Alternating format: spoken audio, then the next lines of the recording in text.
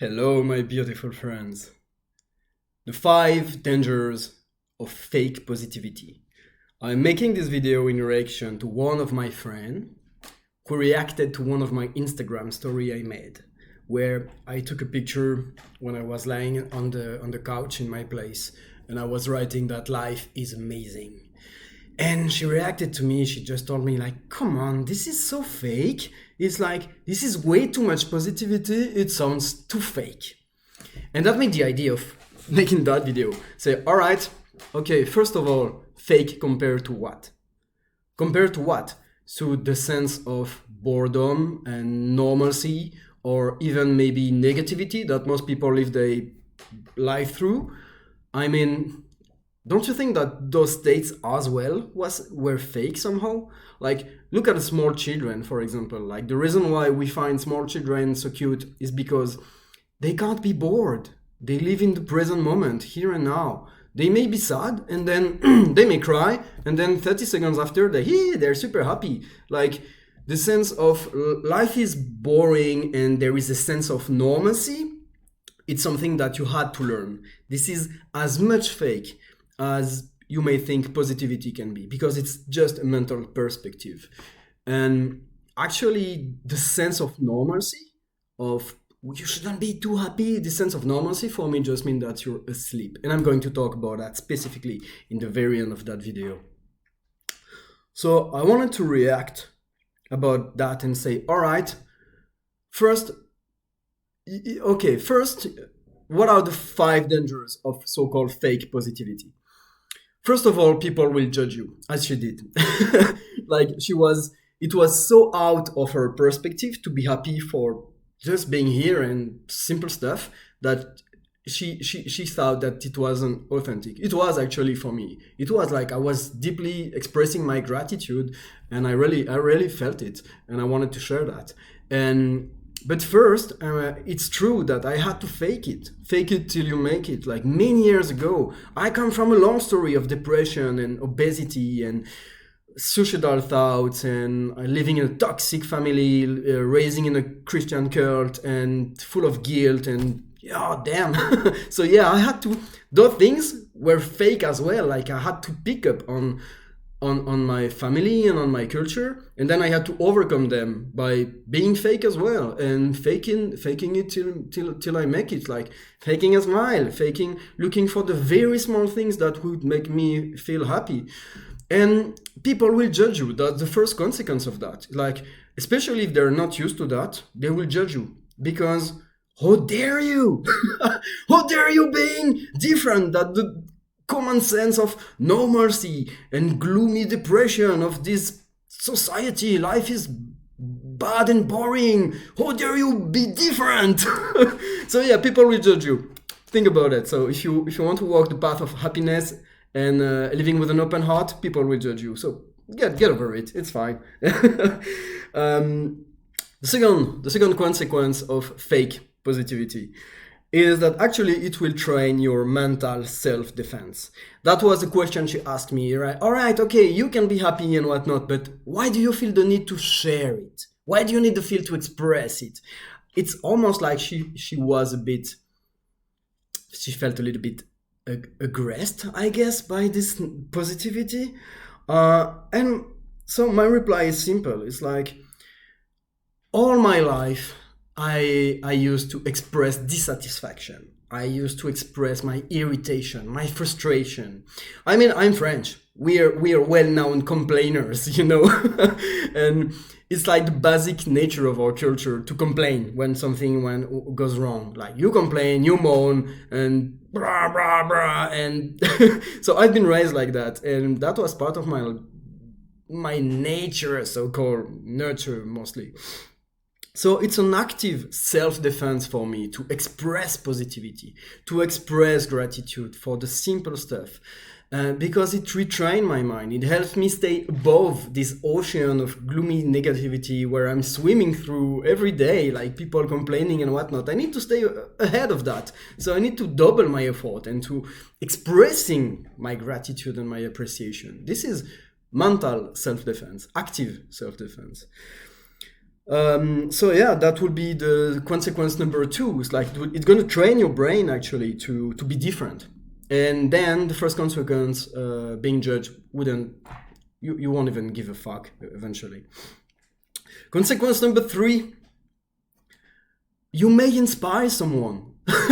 Expressing this gratitude, even if it's fake in the beginning, you may inspire one of your friends. And actually, that's the reason why I'm doing that video, because I know that my beautiful friends, they're watching me, and I hope I may inspire them, and I know that they will inspire me. They inspire me already. Thank you. Like, I'm expressing that again. Like, you have to express gratitude. Yesterday I say to a friend, I was like, thank you for being in my life. And this is something, when was the last time you said that to someone? When was the last time you expressed that gratitude?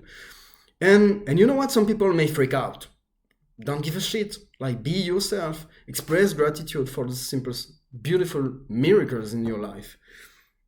So yeah, why not? You may inspire someone. And you may eventually, if you keep this habit of expressing gratitude, even if it's fake, I repeat it, you may build a network of positive people actually.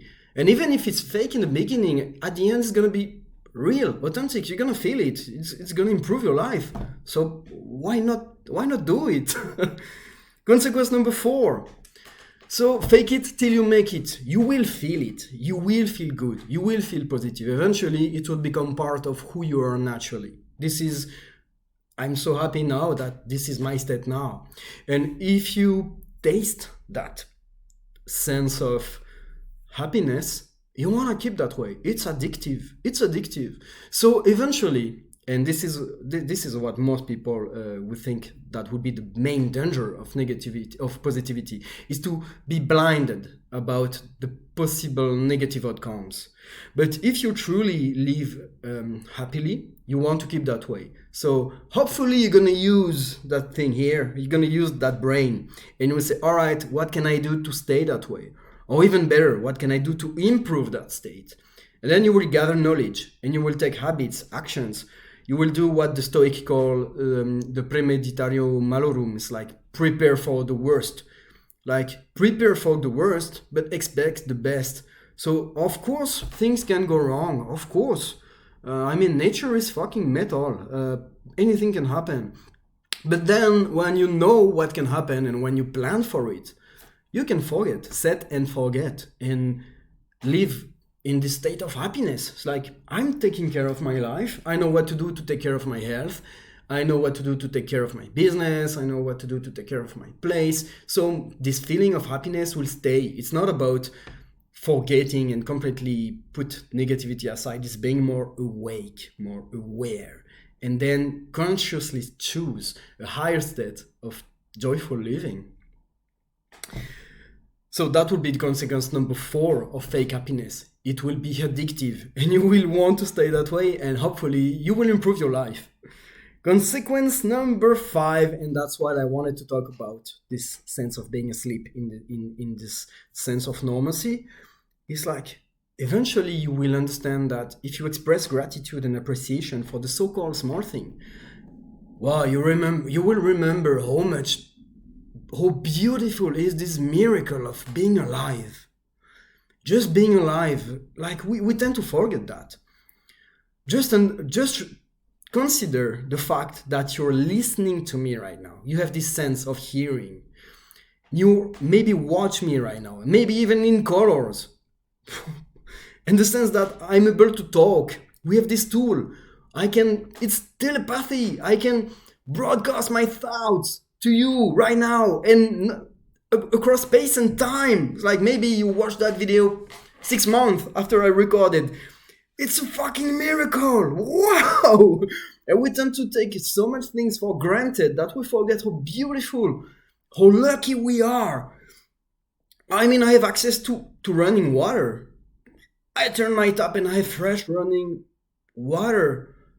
Like, that just blow my mind. It's just amazing. We are kings and queens. We are gods living on this planet, and we tend to forget it. We just fall asleep and we say, as if we shouldn't feel this miracle of life. It's incredible. It's like we only feel happy when something big, so-called big happen, and we forget how beautiful are the so-called small things. Like we shouldn't feel this sense of mystery and happiness unless something truly supernatural happen. Which is so fucking stupid. So that's it. That would be consequence number 5. And I want to read you one quote from my man Terry Pratchett. I fucking love Terry Pratchett. If you haven't read any book of him, like The Discworld, you should. So let me read that. So, humans, they lived in a world where the grass continued to be green, and the sun rose every day, and flowers regularly turned into fruit. And what impressed them? Weeping statues and wine made of water. It's like we tend to forget, and the more you study science, the more you study biology, nature, whatever, the more you understand how complex and beautiful it is. We shouldn't be even here. It's wow. So yeah, that's it. That's the 5 consequences of so-called fake positivity. First, people will judge you. Don't even bother. Second, you will train your brain. You will train your sense of individuality to go against the grain, which is great. Third, you may inspire your friends. So do it. 4, you will want to stay that way and you will improve your life. And 5, you will rekindle this sense of wonder and mystery to be alive. So hopefully, I hope that will inspire you to train yourself to be more grateful and to appreciate your life. And if that's so, please leave in the comment one thing you're grateful for. One thing that people consider is small and you're grateful for. Please, let's do it. Thank you very much for your attention. I wish you a beautiful day, my friends. I love you.